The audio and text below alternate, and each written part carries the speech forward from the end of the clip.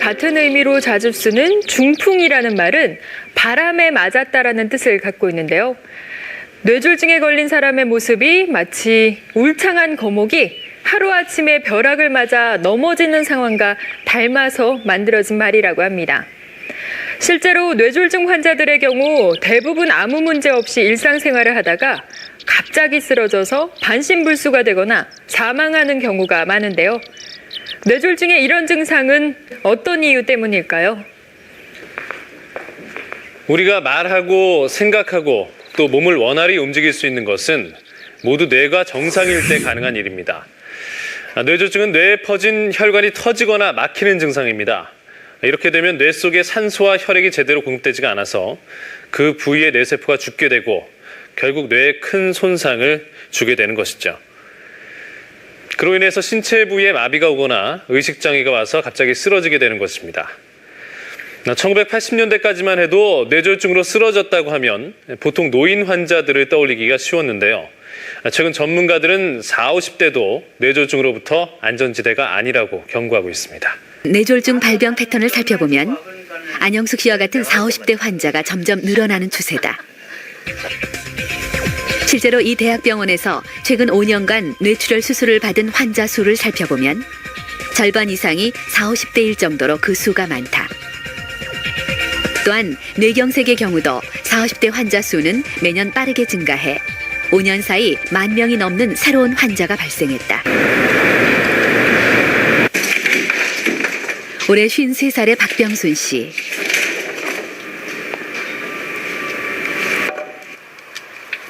업계에서도 알아줄 정도로 신발 만드는 솜씨가 좋았던 그이지만 뇌경색의 후유증으로 20년간 해온 신발 제조업도 모두 중단한 상태다. 뭐 손도 발도 뭐 내 마음대로 이렇게 움직여주질 않으니까 못하겠더라고요. 할 수도 없었고. 그래 이제 한 2달 전에 한번 할 수 있을려나 싶어서 해봤는데 그래도 이제 생각대로 조금씩 되니까 뭐 돈 버는 걸 떠나서 그냥 해보는 거죠. 3년 전 머리가 콕콕 쑤시는 증상이 계속되던 박병순 씨. 그저 단순한 두통이려니 지나친 게 화근이었다. 며칠 뒤 오른쪽 팔과 다리에 감각이 무뎌지고 힘이 급격히 빠지더니 마비 증세가 찾아왔다. 공중에서 북문 걷는 것 같은 기분, 영화에서 나오는 천사들이 이렇게 걸어다니는 것처럼 이렇게 걸은다니까 이렇게 걸리면서 땅바닥이 발이 안 닿아요. 그러니까 걷긴 걷는데 이렇게 걸리더라고. 그런데 이제 그거 하고 난 뒤에는 하여튼 계단에 내려갈 때 이쪽 다리가 힘이 없으니까 그냥 이렇게 그냥 푹 주저앉아 버렸다고. 아주 힘없이. 전혀 아주 힘없이 그냥. 최근에 지은 없습니다. 검사 결과 박병순 씨는 왼쪽 뇌교 부위로 올라오는 혈관이 매우 좁아져 말도 어둔해지고 오른쪽 팔다리에 마비가 심하게 온 상태였다. 우측 상하지 마비 소견이 있었습니다. 조금만 늦었으면 아마 제 생각 같다는 양쪽 마비가 왔고 그다음에 말도 전혀 못하고 그 상황에서 지속될 수 있고 더 나쁜 것은 이제 뇌교라는 부위가 고장이 나면 환자는 비교적 정신은 깨어 있습니다. 왜냐하면 뇌간 부위 중에 일부가 살아있기 때문에 살아있는데도 불구하고 팔다리 마비는 심하고 그러니까 우리가 루게릭 비행 비슷하게 전혀 못 움직이지만 인지는 하고 그런 게 이제 더 고통스러웠던 나날을 보낼 수 있었는데 적절한 치료에 의해서 아주 예후가 좋았던 케이스입니다. 뇌졸중의 대표 질환인 뇌경색은 콜레스테롤이 혈관 벽에 쌓이면서 동맥경화가 일어나 혈관이 점점 좁아지는 현상이다.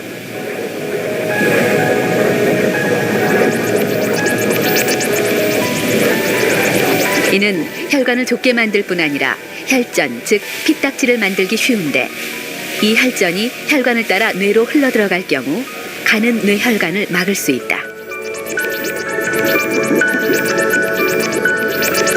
아무리 가는 혈관이라 해도 산소와 혈액이 제대로 공급되지 않게 되면 뇌세포는 금방 손상을 입게 되고 뇌세포가 담당하는 기능 역시 마비되는 것이다.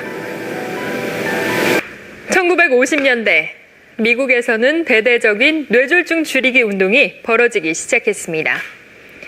당시 미국인의 주요 사망 원인 1위가 뇌졸중일 정도로 뇌졸중으로 쓰러지거나 사망하는 인구가 급격히 증가했기 때문입니다. 뇌졸중 예방을 위한 캠페인은 주로 이처럼 영화나 광고, 포스터 등을 통해서 확산돼 나갔는데요. 그 내용들을 살펴보면 금연하기, 고지방식 줄이기, 신체 활동 늘리기, 그리고 자신의 혈압과 콜레스테롤 수치를 자주 확인하기와 같은 생활 습관에 관한 것들이 대부분입니다. 반세기에 걸쳐서 실시된 미국 정부의 뇌졸중 예방 캠페인의 결과는 놀라웠습니다. 30년 만에 흡연 인구가 절반으로 줄었을 뿐만 아니라 고지방, 고콜레스테롤을 함유한 음식의 소비가 줄어들기 시작했고 고혈압을 관리하고 치료하는 인구도 크게 늘어났습니다. 이렇게 변화된 생활 습관은 뇌졸중으로 인한 사망률에도 큰 변화를 줬는데요. 1950년 인구 10만 명당 뇌졸중으로 사망하는 사람은 89명이었던 반면에 50년 후인 1996년에는 26명으로 줄어서 사망률이 무려 70%나 급격히 감소했습니다. 자신의 몸을 관리하지 않고 아무렇게나 방치할 때 생긴다고 해서 이 전문가들은 뇌졸중을 흔히 후진국병이라고까지 부르고 있습니다. 특히 건강을 자신하기 쉬운 40, 50대 뇌졸중의 원인 역시 생활 습관의 문제에서부터 시작되고 있습니다.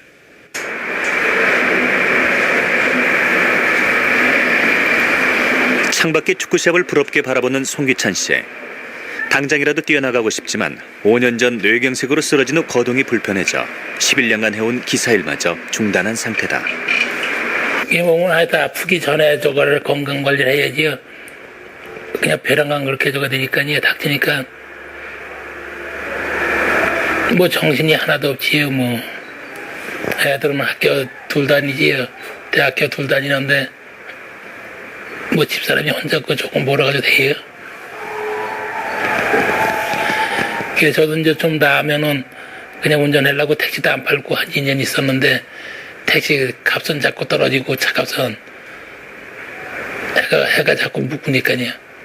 그래서 그냥 팔았지요. 발병 당시 오른쪽 시상 부위에 혈관이 막혀 왼쪽 운동신경에 큰 손상을 입었다. 환자는 내온 당시 95kg였는데 환자 키가 170이니까 그 아이디얼 바디웨이트는 63kg밖에 안 됩니다. 그런데 이제 상당히 오버웨이트하고요. 그 다음에 또한 그때 당시 자기는 본인은 자신 전혀 발견하지 못했다 하지만 고혈압 소견이 있었고요. 그다음 심장 같은 가슴 통증 같은 증상이 없었지만 실제적으로 그 심초음파를 했더니 심근경색 소견이 나타났습니다. 그래서 이러한 세 가지 요인이 그 뇌경색을 유발시킨 것으로 여겨집니다.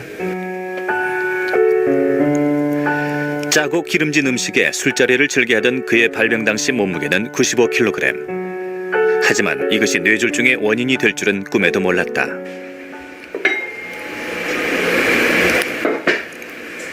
퇴원 후 그의 식탁엔 많은 변화가 생겼다. 잡곡밥에 된장국, 채소 위주로 식단이 바뀌면서 자연히 체중도 정상을 되찾아가고 있다. 송기찬 씨에겐 식습관만큼 후회되는 것이 한 가지 더 있다. 그 무렵 고혈압 초기 진단을 받았지만 혈압 관리를 전혀 하지 않은 것이다. 140에 90이었었거든요. 그 약을 먹어야 되는데 약을 안 먹고 한 2년 정도 있다가 이제 먹는다고 그런 거예요. 그 바람에 근데 그게 먹기 시작하면 뭐 죽을 때까지 먹어야 된다 그러더라고요. 그래서 2년 정도 있다가 먹는다 그런 게 안 먹어가지고 그렇게 된 거지요. 고혈압은 방치할 경우 혈관에 큰 손상을 준다. 뇌졸중 학회 조사에 따르면 뇌졸중 환자 중 58%가 고혈압이 있을 정도로 고혈압은 뇌졸중의 가장 큰 위험 요인이었다. 특히 고혈압 진단 후에도 치료를 받지 않고 방치하다가 뇌졸중이 발병된 경우도 절반에 가까웠다. 실제로 45세 이전의 뇌졸중 환자들은 의사가 처방한 고혈압약과 당뇨약을 열심히 먹고 있지 않은 경우가 많았다. 또한 금연, 금주, 규칙적인 운동과 같은 의사의 권고사항에 대해서도 불성실한 것으로 나타났다. 담배는 고혈압 다음으로 뇌졸중의 가장 큰 위험 인자다. 흡연 시 혈관을 타고 들어온 유해 물질들은 혈관 안쪽을 싸고 있는 내피세포에 손상을 주는데, 그 때문에 매끈했던 혈관벽이 거칠게 변하며 혈중에 떠돌아다니던 혈소판이 달라붙기 쉬운 상태가 된다. 이때 생긴 혈전으로 뇌졸중의 발생 위험도 높아지는 것이다.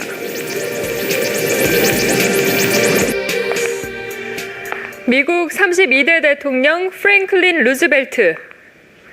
그는 미국 역사상 가장 사랑받았던 대통령 중에 한 명으로 손꼽히는데요. 2차 세계대전 막바지였던 1945년 2월, 얄타 회담까지 참석했던 루즈벨트는 불과 몇 주 후 갑작스런 사망 소식이 전해지며 전 세계를 안타깝게 했습니다. 사인은 바로 뇌출혈이었습니다. 당시 그를 보필하던 사람들의 증언에 의하면 루즈벨트는 그 무렵 멍하니 앉아있거나 말이 잘 나오지 않는다고 호소할 때가 많았다고 하는데요. 최근 전문가들은 이것이 1940년대는 아직 밝혀지지 않았던 일과성 뇌허혈 발작, 즉 뇌졸중의 전조 증상이었을 것으로 추측하고 있습니다. 이처럼 뇌졸중은 혈관이 완전히 막히거나 혹은 터지기 직전에 가벼운 전조 증상을 동반하기도 하는데요. 이때 바로 의사를 찾는 것은 뇌졸중 예방에 매우 중요한 일입니다. 미국 미네소타 뇌졸중협회에서는 이 뇌졸중 예방 캠페인의 하나로 뇌졸중엔 패스트를 기억하라는 내용의 홍보 포스터를 제작했습니다. 내용을 한번 살펴보겠습니다. 페이셜, 즉 한쪽 얼굴에 마비 증세가 나타나거나 암, 한쪽 팔, 그리고 다리에 힘이 빠질 때, 그리고 스피치, 말이 나오지 않아서 의사소통이 어려워지는 뇌졸중의 대표적인 전조 증상이 나타날 경우에 재빨리 구급 요청을 하라고 강조하고 있습니다. Time is brain. 이 뇌졸중은 시간이 생명이기 때문입니다. 2006년 대한신경과학회에서 발표한 자료에 의하면 발병 후 3시간 이내에 병원을 찾는 환자가 전체의 20%에 불과해 뇌졸중의 대처가 늦은 것으로 나타났다. 건강한 사람의 뇌 100g에는 1분간 50ml 정도의 피가 흐른다. 하지만 혈관에 문제가 생겨 뇌 혈류량이 10ml 이하로 떨어지는 상태가 2-3시간 동안 지속되면 뇌세포는 완전히 파괴되어 치명적 후유증이나 사망에 이르게 된다. 하지만 빨리 혈전 용해제를 투입해 혈관을 막고 있는 피딱지를 녹이면 뇌의 손상을 즉시 멈출 수 있다. 세계적인 의학 전문지인 신경과학 저널에 발표된 연구에 의하면 뇌경색을 일으킨 쥐들에게 각각 발병 5일, 14일, 30일째부터 동일한 기간 재활 훈련을 시켜본 결과 발병 후 5일째부터 재활 치료에 들어간 쥐가 가장 뛰어난 운동 능력을 나타냈다. 재활의 시기가 빠를수록 효과가 크다는 증거다. 손상된 뇌의 기능은 재활로 극복할 수 있다. 그래서 뇌가 회복되는 최적의 시기, 발병 후 3개월 이내에 적극적인 재활 치료를 시작하는 것은 매우 중요하다. 뇌졸중은 신속히 응급조치를 받아서 사망이나 뇌손상으로 인한 후유증을 최소화하는 것이 가장 중요합니다. 집에서 처치를 해보려다가 치료 시기를 놓치는 것은 매우 어리석은 일입니다. 간혹 쓰러진 환자에게 침을 놓거나 손을 바늘로 따는 경우가 있는데요. 이것은 나중에 병원에서 응급치료로 혈전 용해제를 투여할 경우 상처 부위가 지혈되지 않을 위험성이 있기 때문에 삼가야 합니다. 또 의식을 잃은 환자에게 억지로 청심환을 먹이는 것 역시 이 환자의 기도를 막아서 상태를 더 악화시킬 수 있으므로 금해야 합니다. 뇌졸중의 경우 집에서 보호자가 해줄 수 있는 응급조치는 거의 없습니다. 그러므로 환자가 쓰러졌을 경우 신속히 119로 구조를 요청하거나 뇌 CT와 MRI 촬영이 가능한 종합병원으로 신속히 환자를 옮기는 것이 가장 현명한 선택입니다.